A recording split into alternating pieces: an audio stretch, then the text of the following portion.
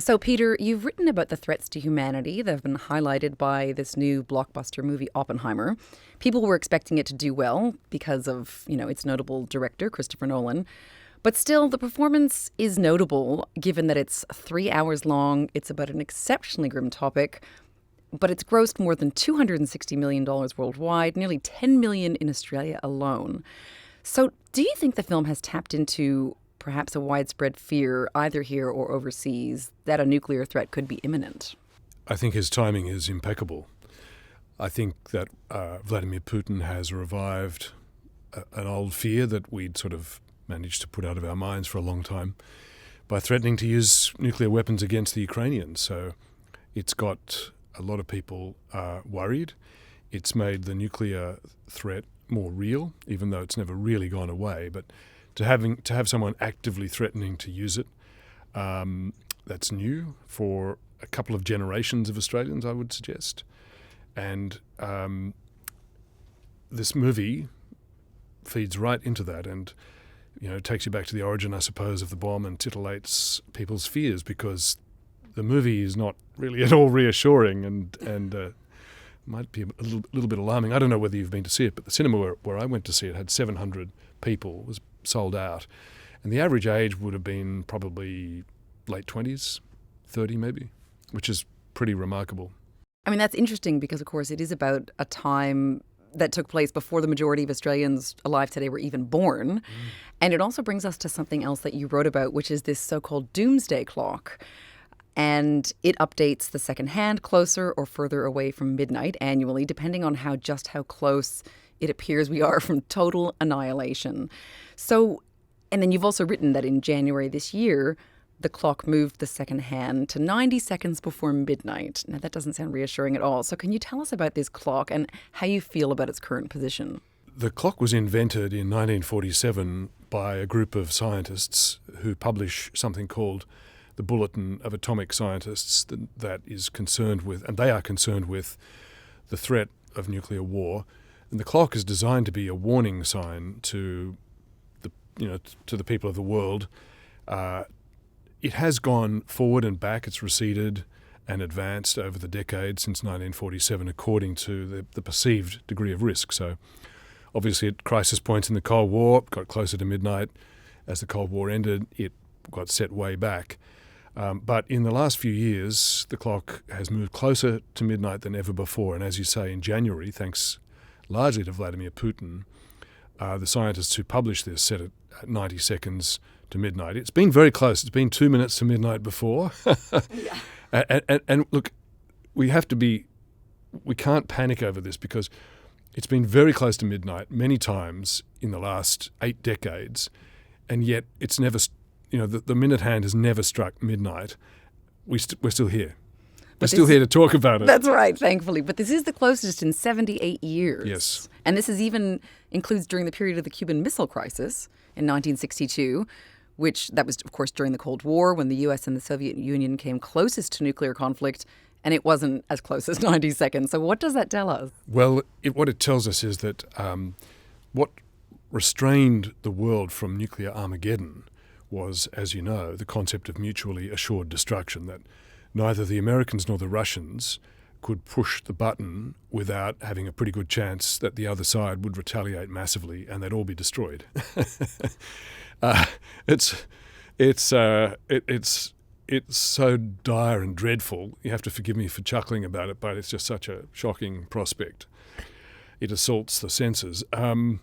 So this doesn't apply any longer if you're talking about Vladimir Putin, Russia and Ukraine, because on the other side of the Russian border with Ukraine, if he were to use nuclear weapons, there is no nuclear arsenal waiting to shoot back.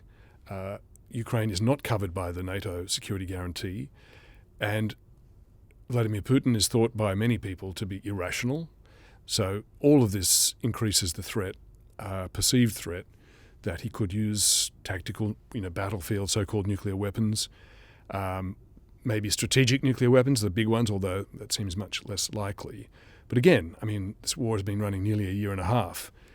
He's been rattling the saber, the nuclear saber, from the word go, And there's been no actual movement towards deploying a nuclear weapon. So it could well be, as with many things that Putin does, just a bluff.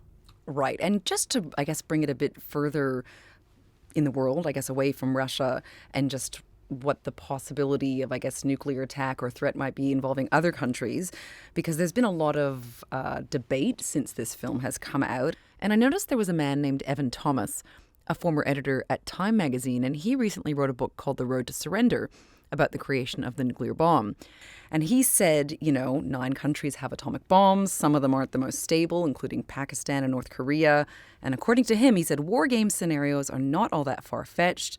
And he sort of gave the scenario of, say, if China uses missiles to sink American ships and the United States retaliate. He says he prays to God that never is going to happen, but it's not totally inconceivable. So what would you say to something like that?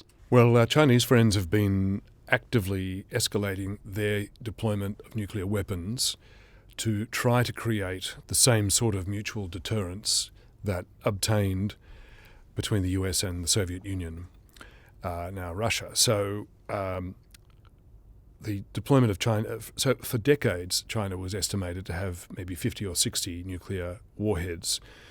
In the last 2 years, they're estimated, because they don't publish, declare, or even discuss any of this, they're estimated to have deployed up to 300, and they have plans to install many more, mostly in silos on land. But they also have the capability to fire them from ballistic submarines, from nuclear-powered, nuclear-armed submarines, and they may well have the power to deliver them from aircraft as well. So what we see China doing is trying to recreate the nuclear triad. So, land, force, and sea, land, sea, and air capability to deliver nuclear weapons in a mirror of what the US has done and the Soviets have done.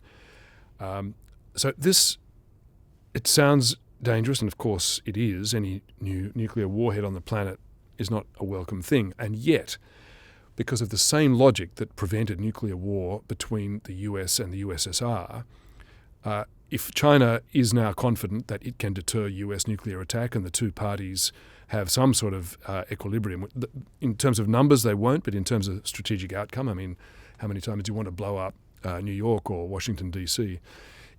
It can have the same effect. And perversely, paradoxically, it might actually put some a degree of safety into the US-China relationship, which hasn't already obtained there. Okay, so that's somewhat reassuring. Glad I I offer guess. one reassuring thought. That's right. Except we'll get to the next one, which is that at the core of your piece was that, the film's director, Christopher Nolan, this is of Oppenheimer, has said that his story is important because it's a cautionary tale. But actually, that cautionary tale isn't about the threat of nuclear war, but rather what he's called, I think, humanity's latest breakthrough in how we can destroy ourselves, which is artificial intelligence. So can you tell me a bit about what Christopher Nolan has had to say about this and the artificial intelligence expert that you've spoken to about this? Interesting guy. Kieran Martin is his name. Kieran is a POM. He was a long-serving, high-ranked British public servant. He was recruited to a high post in GCHQ, which was the British government's electronic spying agency. And while he was there, he proposed and set up their cybersecurity centre, which is a whole new function of GCHQ. He operated that. The broad strategy that he created at the Cybersecurity Centre for the UK has since been the model for both Canada and Australia in deploying a much more interventionist, aggressive, if you like, approach to cybersecurity when there are attacks underway. So he's got that credential. He also happens to be an Oxford professor now on the subject of managing public institutions, and he's also an advisor to an Australian cyber security company called CyberCX, as well as an unpaid advisor to the federal government of Australia on some of this stuff. So there's his credentials.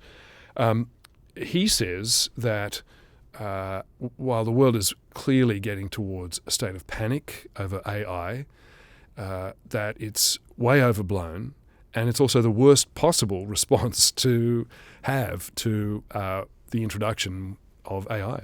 In other words, he does not agree with Paul Christiano, who you've got quoted in your piece, who's one of the inventors of ChatGPT, who said, if for some reason, God forbid, all these AI systems were trying to kill us, they would definitely kill us. Yes, a probability to which he assigns a 50% likelihood.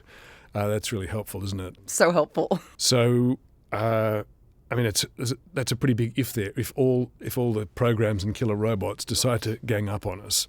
Well, for a start, I'm not quoting Kieran Martin. This is Peter Hartcher speaking here, but the killer robots haven't been invented. The AI programs don't yet exist, much less the hypothetical that they're all going to somehow decide to gang up against the human race. So Kieran Martin's point is that, first, if you panic about this stuff, you're going to infantilize people. They're going to be paralyzed with fear or run or do something silly. Or respond to the wrong threat, go the wrong direction. And he urges everybody to calm down. In terms of governments and businesses and individuals, I suppose, but principally for governments, his advice is take the AI advent, figure out calmly and thoughtfully what the problems might be and break down the problems into individual tasks and address them. And we saw an example of that just last Friday, in the US, where Joe Biden brought together 7 of the major tech companies that have AI projects and got them to agree that they would, where deep fakes are created using their programs, their AI or their technology, or where text is created using AI or other products, video, whatever it may be, that they'll watermark or otherwise identify those artificial intelligence created products to make it clear to people what is real and what is fake. It's not a complete solution, of course, because first it was just the US. Second, 7 tech companies signed up. Many more didn't, including an outfit called Midjourney. And Midjourney created the product that allowed the creation of the fake footage of Donald Trump getting arrested, which caused a bit of a stir at the time, things like that. So you've got major companies in the US aren't part of that. But it still is an example of how regulators, governments and companies can start to address some of the emerging problems or future problems with this AI stuff. Okay, but I did want to ask you about one potential fly in the ointment, I guess, with regards to that, what you've just spoken about, which is that you wrote that the Chinese Communist Party also last week issued guidelines for AI developers that stipulate that they've got to use, quote, socialist values in any new products, which, as you helpfully point out, means that what that means is that all AI programs that are granted access to the Chinese internet must promote Beijing's authoritarian worldview. So where does that bring things? Well, it means, first of all, that's going to be a hindrance to Chinese companies developing and producing AI for the Chinese market. The Chinese regulations are fairly restrictive, but that is a big one because socialist values, in terms of socialist practice in China, there isn't actually very much of that in terms of redistribution economically. China being about as unequal as the US in terms of the global Gini index measures, but it does how that will be interpreted and enforced is you can only say what the Chinese government or the Chinese Communist Party wants you to say. So it's going to be a big problem that's going to hinder Chinese companies. But it also means that a lot of the big US tech companies have been falling over themselves for years to try to crack the Chinese market. Are they going to start tailoring their AI programs to, quote, socialist values? In other words, to address the needs and the neuroses and paranoia of Xi Jinping, which is essentially what this boils down to try to, as the price of entering the Chinese market? Well, we don't know, but they've got good form cooperating with Beijing in order to access that market. So that puts another element into the mix. We can only wait and see on that one, I'm afraid, Samantha. I can't give you any early heads up on that. Very, very reassuring. And so I guess maybe to end possibly on a more hopeful note.